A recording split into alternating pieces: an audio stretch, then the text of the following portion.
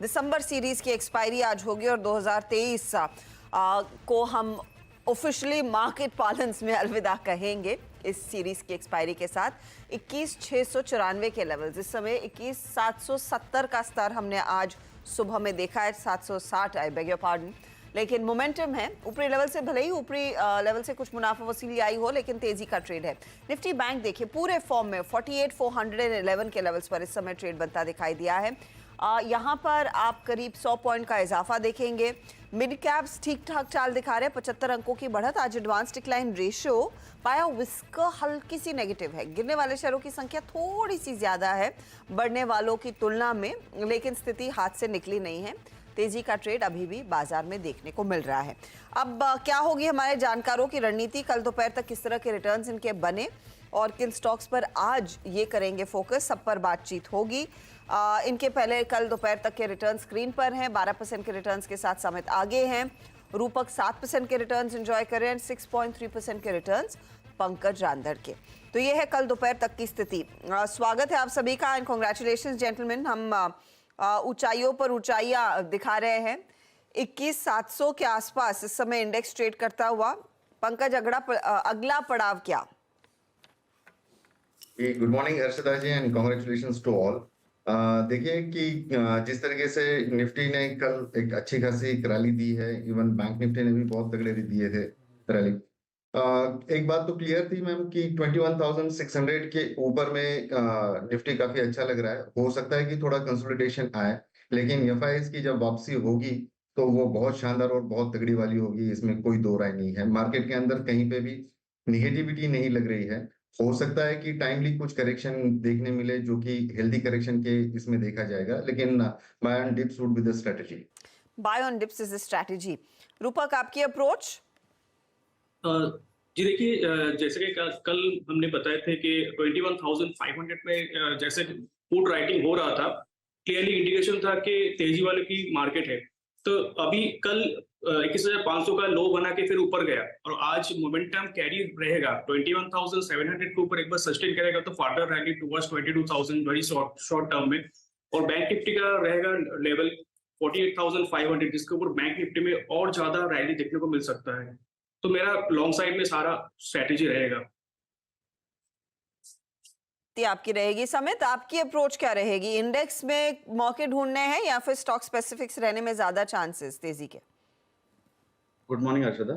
देखिए, index specific जैसे हमने कल भी बताया था आपको, हाई लेवल पे थोड़ा बहुत यहाँ पे इंडेक्स स्पेसिफिक ज्यादा कुछ बड़े ट्रेड सेटअप मिलेंगे नहीं, क्योंकि एक यूनिडायरेक्शनल मूव चल रहा है। तो जब तक आपको स्विंग्स नहीं मिलेंगे तब तक इंडेक्स में आपको ट्रेड सेटअप वैसे नहीं मिलेंगे। तो यहाँ पे स्टॉक स्पेसिफिक ही रहना है। बट स्टॉक स्पेसिफिक भी हमें लगता है कि थोड़ा बहुत, अगर आप मिड कैप इंडेक्स की चाल लास्ट 2-3 दिनों में देखें तो इंट्राडेज में उसमें डिक्लाइंस आ रही है। तो वो डिक्लाइंस में आपको प्रॉफिट बुकिंग भी एक अच्छे खासे एक सेक्टर रोटेशन हो रहा है। तो आपको यहाँ पे थीम आइडेंटिफाई करना काफी इंपॉर्टेंट रहेगा और उसी में से स्टॉक सिलेक्शन रहेगा। सो ज्यादा एग्रेसिव हम नहीं जाएंगे, one step at a time, यही हमारी फिलहाल तो एक रणनीति रहेगी। तो ये इनफैक्ट स्ट्रैटेजी रफली आज की, लेकिन किन ट्रेड्स में सबसे ज्यादा एक्शन बनता हुआ दिखाई दिया है हमारे जानकारों के पोर्टफोलियो में, वो आपकी स्क्रीन पर लेकर आते हैं। दिखाइएगा टॉप रिटर्न्स। तो पंकज का शारदा क्रॉप केम करीब 2% देकर गया और जेके पेपर जो समित का ट्रेड था वो भी करीब 2% तक के रिटर्न्स कमा कर गया है। आज के लिए नया ट्रेड क्या रहेगा? पंकज का पोर्टफोलियो हम देख लेते हैं। तो डेल्टा कॉप आज बुक किया 149.50 पर। मसगांव डॉक इन्होंने कल बुक कर लिया था। शारदा क्रॉप केम आज और ब्रिगेड एंटरप्राइजेस कल बुक किया। पंकज, आपका नया ट्रेड क्या है? जी, मेटल सेक्टर के अंदर काफी अच्छी मूवमेंट नजर आ रही है। मुझे लगता है कि एनएमडीसी स्टील काफी अच्छा लग रहा है। 50.80 के करीब करीब ये स्टॉक चल रहा है। काफी तगड़ा वाला ब्रेकआउट दिया है, वॉल्यूम एक्टिविटी बहुत स्ट्रांग नजर आ रही है। तो 50.80 में इसको बाइंग की सलाह रहेगी। 46.80 का स्टॉप लॉस रहेगा और टारगेट जो है वो 61 के देखने मिल सकते हैं। 61 के टारगेट्स एनएमडीसी स्टील में बाय साइड का ट्रेड। वैसे भी हमने देखा है मेटल कंपनियों में अच्छी तेजी बन रही है इस पूरे हफ्ते। 3% का इजाफा है स्टॉक में। 61 टारगेट, 46.80 स्टॉप लॉस है। रूपक का पोर्टफोलियो देखिएगा तो फैक्ट में आज फाइनली एग्जिट कर लिया 801 के लेवल्स पर। कल त्रिवेणी इंजीनियरिंग में प्रॉफिट एग्जिट किया था। एमसीएक्स अभी भी होल्ड कर रहे हैं। बाय साइड का ये ट्रेड है। बताइए रूपक, आज नया क्या जोड़ेंगे? नया ट्रेड रहेगा मेरा कोल इंडिया। स्टॉक ने रिसेंट जो कंसोलिडेशन था उसके ऊपर ट्रेड कर रहे हैं विद राइजिंग वॉल्यूम और मूविंग एवरेज के ऊपर ट्रेड करे, तो मेरे ख्याल से स्टॉक में पॉजिटिव मोमेंटम रहेगा। 410 तक जा सकता है शॉर्ट टर्म में। नीचे एक स्टॉप लॉस मेंटेन करना होगा 367 में। 464 आपने कहा टारगेट रहेगा। 410 410 ओके 410 372 के आसपास तक का स्टॉक कर रहा है कारोबार। 367 पर आप स्टॉप लॉस लगाइए और 410 के लिए एक अपॉर्चुनिटी तेजी की रूपक ने पकड़ी है कोल इंडिया में। समित के पोर्टफोलियो पर नजर डालें तो जेके पेपर और लक्ष्मी ऑर्गेनिक्स दो ट्रेंडिंग काउंटर्स, कल ही इन्होंने अपनी पोजीशंस काट ली थी। समित आज नया ट्रेड। देखिए यहाँ पे एक बोरोसिल रिन्यूएबल्स, ये स्टॉक जो 2020-2021 का एक आउट परफॉर्मिंग स्टॉक रहा है, उसके बाद ये स्टॉक ने ज्यादा परफॉर्म नहीं किया।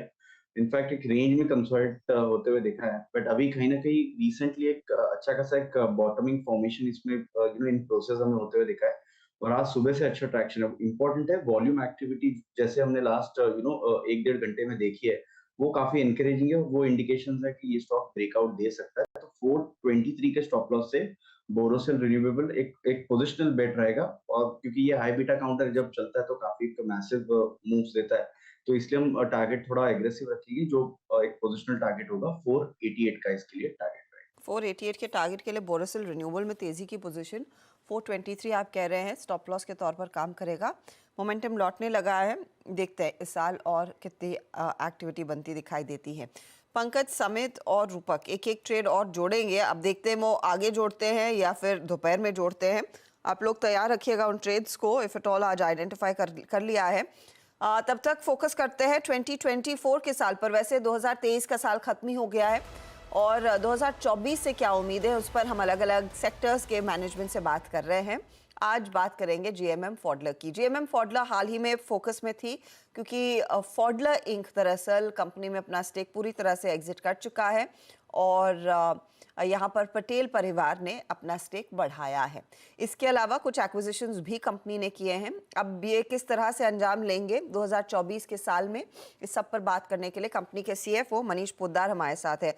मनीष जी, स्वागत है आपका। सबसे पहले एक सवाल जो हर आपका निवेशक पूछना चाह रहा है कि क्या पटेल फैमिली अपनी 25% हिस्सेदारी को और बढ़ाने की कोशिश करेगी या फिर इस समय के लिए ये पर्याप्त है? Hi, good morning Harshada. So I think Patel family ने जब भी अपॉर्चुनिटी मिली है, 22% पहले थी, फिर उन्होंने 2% का इनहांस किया अपना पोर्टफोलियो। उसके बाद 24 से अभी 1% एनहांस करके 25.2% पे आ गए हैं। अब वो आगे उनका क्या प्लान है, of course that is the family office prerogative, उसके अंदर मैं एज मैनेजमेंट ऑफ कोर्स नहीं बोल पाऊंगा। Yes, DBAG as private equity, they were very well interest with us in our business. पिछले 8-9 सालों से वो काफी अच्छा उनके साथ हमारा साथ रहा, उनके बोर्ड मेंबर्स हमारे साथ रहे। का कंप्लीट एग्जिट हो चुका है और क्रिस कैपिटल नए प्राइवेट इक्विटी आए हैं with some 10% equity stake holding. तो लेकिन क्योंकि पटेल परिवार ने स्टेक बढ़ाया है तो ये तो साफ है कि वो कमिटेड हैं इस बिजनेस को लेकर और फिर आगे अच्छी ग्रोथ देख रहे हैं, इसीलिए अपना स्टेक बार बार ये बढ़ा रहे हैं। Of course, so this Tarak happens to be the third generation entrepreneur. So so 1962 में कंपनी स्टार्ट हुआ था। तारक के ग्रैंडफादर ने कंपनी स्टार्ट किया था। So of course, and this is the main business है उनका, main they're completely committed to the family. The family is completely committed to the business. तो इसमें अंदर कोई वो दो राय नहीं है।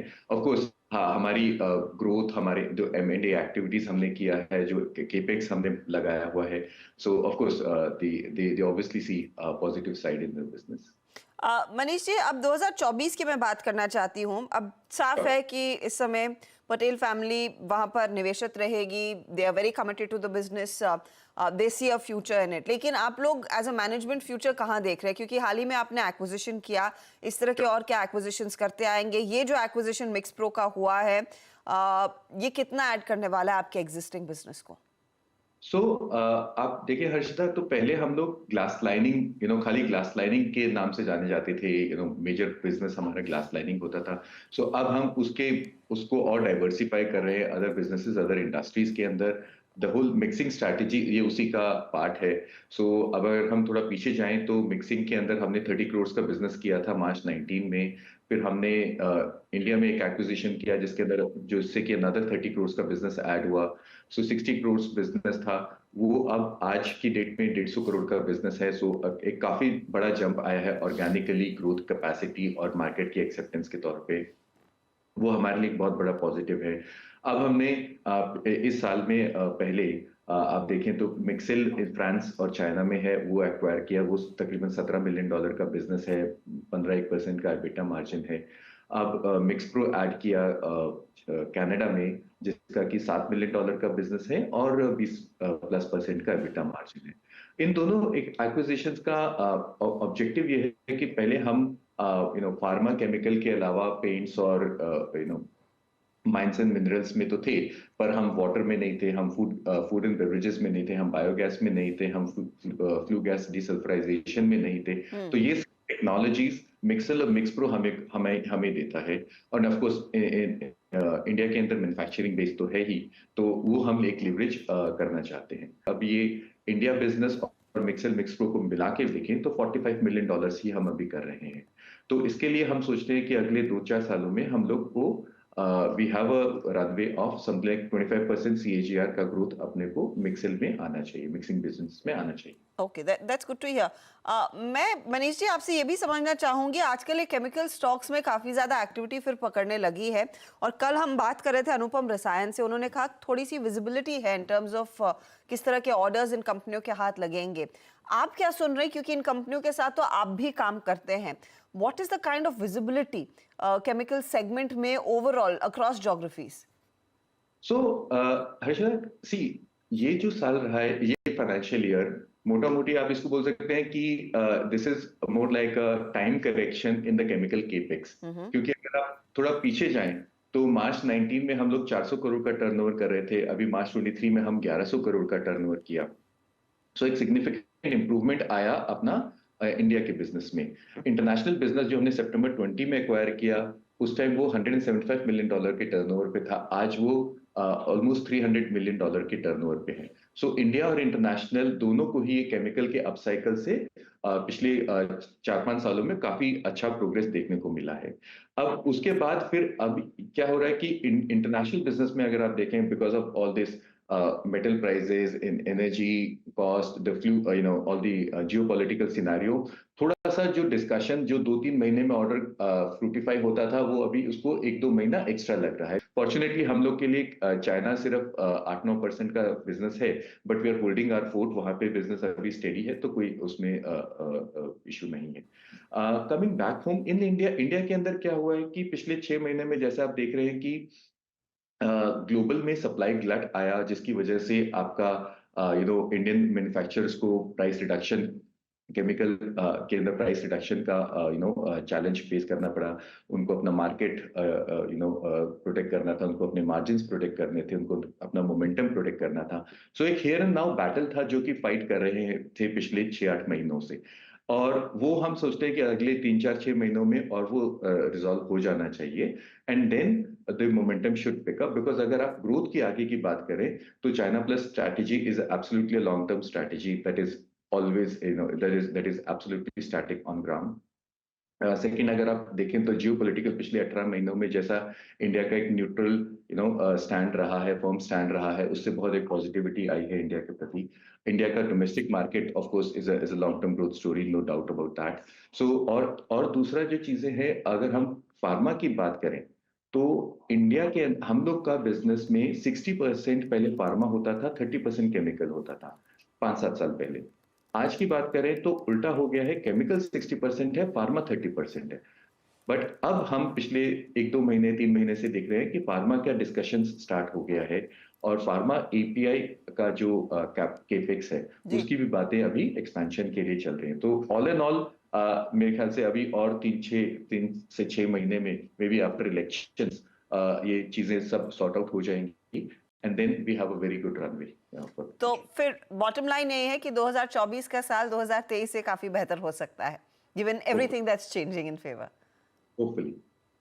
बहुत बहुत शुक्रिया, and good luck for 2024, Manish Poddar. Thank you. Thank you so much. Stock आपके सामने करीब 1.5% ऊपर और विजिबिलिटी थोड़ी सी और बेहतर होती दिखाई दे रही है जीएमएम फॉडलर के लिए। चलिए लेंगे एक ब्रेक के बाद ऑफ कोर्स एक रिकैप आपके लिए लेकर आएंगे और देखते हैं कि क्या हमारे तीनों जानकारों ने एक नया ट्रेड और आइडेंटिफाई किया है या नहीं। आप देख रहे हैं खिलाड़ी नंबर 1 और हमारे जानकारों ने एक एक ट्रेड दिया है। रूपक ने एक और ट्रेड दरअसल कर लिया है आइडेंटिफाई। रूपक बताइए क्या जोड़ेंगे। मेरा अगला ट्रेड रहेगा एनबीसीसी। स्टॉक ने रिसेंट जो कंसोलिडेशन था उसका ब्रेकआउट दिया और continuously moving average, critical moving average के ऊपर ट्रेड कर रहे हैं, तो मोमेंटम स्ट्रांग है। मेरे ख्याल से 96 तक जाना चाहिए शॉर्ट टर्म में। एक स्टॉप लॉस मेंटेन करना होगा 80 रुपीज। 80 रुपीज़ का स्टॉप लॉस, 96 की तैयारी और समित और पंकज मेरे ख्याल में दोपहर में जोड़ेंगे वो ट्रेड